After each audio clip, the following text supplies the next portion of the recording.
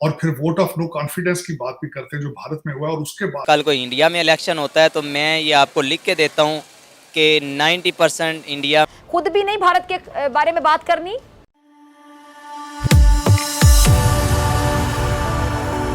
जय हिंद दोस्तों, मोदी देश में आपका स्वागत है।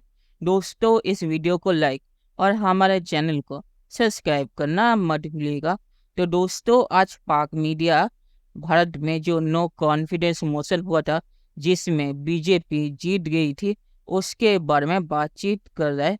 पाकिस्तानी मीडिया कह रहा है कि मोदी जी ने अपने नो कॉन्फिडेंस भाषण में जो कहा कि जब 2028 में कांग्रेस फिर से मेरे खिलाफ नो कॉन्फिडेंस मोशन लाएगी, तब तक भारत दुनिया की तीसरी बड़ी इकोनॉमी बन जाएगा। तो पाकिस्तानी मीडिया भी ये मान रहा है कि 2028 तक भारत दुनिया की तीसरी बड़ी इकोनॉमी बन जाएगा, और अमेरिका की एक रिपोर्ट ने भी ये कहा है। दोस्तों, ये वीडियो बहुत ही मज़ेदार है, तो इसे आप पूरा जरूर देखिएगा। तो चलिए और इंतजार न करके ये वीडियो देखते हैं। आपको याद होगा वो भी कर चुकी हैं तस्दीक कि किस तरह नून लीग के कायदे ने भारत के खिलाफ बयान देने से बाकायदा दूसरों को भी मना कर दिया। खुद भी नहीं भारत के बारे में बात करनी, लब सी लिए, और दूसरों को भी मना किया कि भारत के खिलाफ बयान नहीं देना। यानी भारत से इतनी मोहब्बतें थी कि दूसरों को भी मना किया बयान देने से भारत के खिलाफ। और तो और भारतीय रहनुमा भी कहते पाए गए कि उन्होंने नून लीग के कायदे पर क्या कहते थे, इन्वेस्टमेंट की है।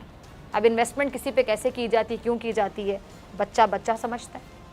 इस बात को तो वजाहत की ज़रूरत ही नहीं है। अच्छा, कहने को बहुत कुछ है, बहुत कुछ। कहाँ से शुरू करूँ, कहाँ ख़त्म करूँ, एक प्रोग्राम भी कम पड़ जाएगा। लेकिन मैं इस बहस में ज़्यादा पढ़ना नहीं चाहती। इंडिया के प्राइम मिनिस्टर नरेंद्र मोदी एक बार फिर से इंडिया पर राज करेंगे क्या? एक बार फिर से उनकी हुकूमत आएगी? देखें, बात ये है, इंडिया और पाकिस्तान काफ़ी डिफरेंट है। वहाँ पे अब एक तो आजकल यहाँ पे एक मजबूरी भी बनी हुई है, आप कभी खुल के बात नहीं कर सकते। पाकिस्तान में मैं समझ सकती हूँ। सिचुएशन कुछ इस तरह की, अगर मैं अभी खुल के बात करूँगा तो मैं एक स्पोर्ट्समैन हूँ, एक स्टूडेंट बच्चा हूँ, एक स्पोर्ट्समैन हूँ। मैं अगर कोई खुल के बात करूँगा मेरी स्टडी भी जाएगी और मेरी स्पोर्ट्स भी जाएगी। हो सकता है मैं कल पाकिस्तान खेलूँ, शायद मेरा ये ख्वाब चकनाचूर हो जाए, इसीलिए मैं इस पर खुल के बात नहीं कर सकता। और बाकी समझदार के लिए वो कहते हैं इशारा काफ़ी है।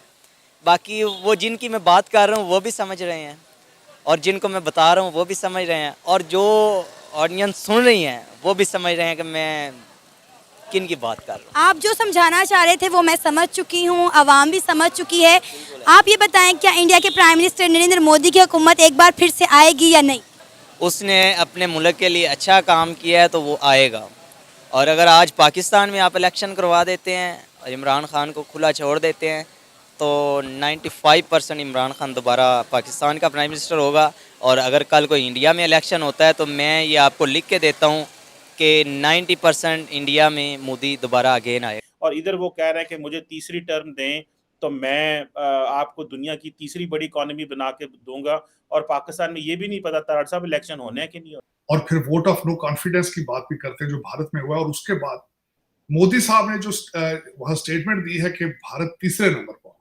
मैंने मोदी साहब की सारी 2.25 घंटे की स्पीच सुनी उसमें,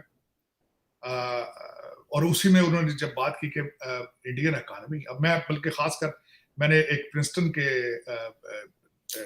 इंडियन प्रोफेसर हैं जिन्होंने एक बड़ा अच्छा ऐसे लिखा है भारत की इकोनॉमी के बारे में, मैं वो भी आपके गोश गुजारना चाहूंगा कि मोदी साहब ने जब यहाँ कांग्रेस में आके स्पीच दी थी अमेरिका में, तो उन्होंने कहा था पिछली दफा जब मैं यहाँ आया था अमेरिका की हाउस के अंदर स्पीच दी थी तो Indian economy was at number 10। अब मैं दूसरी टर्म में आ रहा हूं यहाँ पे अपने, and Indian economy is number 5। तो ये रियलिटी है, ये हकीकत है। सबसे बड़ी जो चीज उनकी स्ट्रेंथ है, उनकी यंग पॉपुलेशन।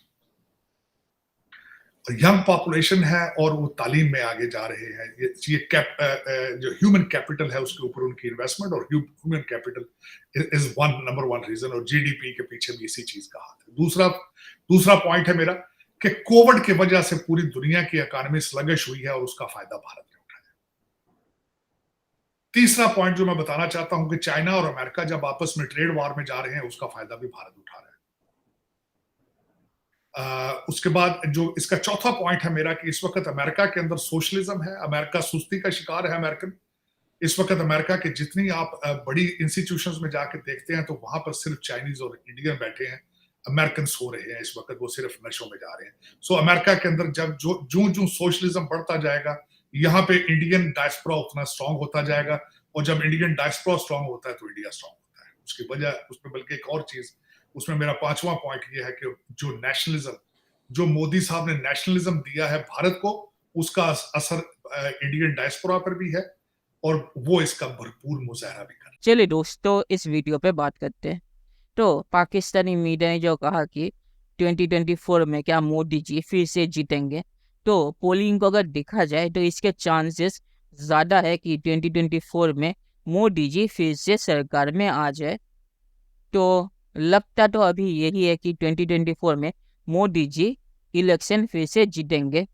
और जहाँ तक ये है कि नो कॉन्फिडेंस मोशन में मोदी जी ने इकोनॉमी पे फोकस किया, तो ये अच्छा है, क्योंकि इकोनॉमी पे फोकस करके वो अपना एक गोल दे सकते हैं कि 2029 तक अगर मोदी जी की सरकार फिर से आई तो भारत दुनिया की तीसरी बड़ी इकोनॉमी बनेगा। और जो भी रिपोर्ट अब तक आ रही है उससे लगता है कि 2027 तक भारत दुनिया की तीसरी बड़ी इकोनॉमी बन जाएगा। और अगर 1-2 साल लेट भी हुआ तब भी 2029 तक भारत दुनिया की तीसरी बड़ी इकोनॉमी बन जाएगा।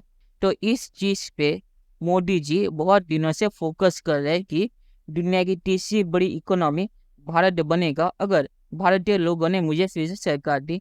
तो ये उनका मेन पॉइंट है 2024 के लिए। और जहाँ तक ये चीज़ है कि मणिपुर पे मोदी जी ने ज़्यादा कुछ नहीं बोला, तो मुझे लगता है कि ये मोदी जी का प्लान था कि जब अपोजिशन निकल जाएगी तब मैं मणिपुर पे बातचीत करूँगा। क्योंकि आपने अगर वो भाषण देखा हो तो जब अपोजिशन निकल गई, अपोजिशन के आधा निकलने के वक्त ही मोदी जी ने मणिपुर पे बातचीत करना शुरू कर दिया था। तो मुझे लगता है ये मोदी जी के भाषण का कोई प्लान नहीं था, वरना मोदी जी को इशारा देते कि अपोजिशन के निकलने से पहले कि वो मणिपुर पे बातचीत करेंगे, पर उन्होंने ऐसा कुछ नहीं किया। जब वो निकल रहे थे तब उन्होंने इस पे बातचीत शुरू की। और आखिर में मैं ये कहूँगा कि नो कॉन्फिडेंस मोशन कभी भी कामयाब होने वाला नहीं था। कांग्रेस का कहना था कि वो ये इसीलिए ला रहे ताकि मणिपुर पे मोदी जी कुछ बोले, और मोदी जी ने भी मणिपुर पे तब बोला जब अपोजिशन बाहर निकल गई। तो इस नो कॉन्फिडेंस मोशन से बीजेपी का कोई खतरा नहीं था। तो चलिए देखते हैं कि फ्यूचर में क्या होता है। दोस्तों वीडियो देखने के लिए बहुत शुक्रिया और हमारे चैनल को सब्सक्राइब करना मत भूलिएगा। Thank you very much.